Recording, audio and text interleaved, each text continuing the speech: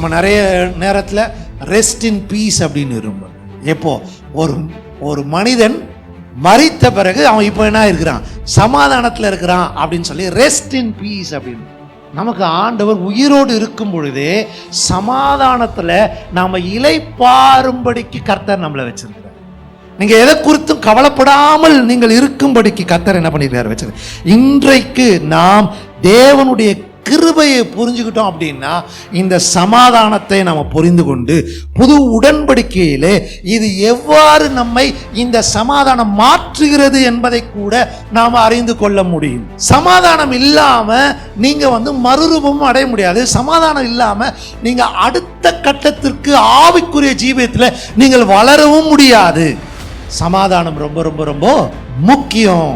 கர்த்தரே நம்மோடு கூட இருந்து இந்த சமாதானத்திலே நம்மை நடத்துகிற ஆண்டவராக இருக்கிறார்.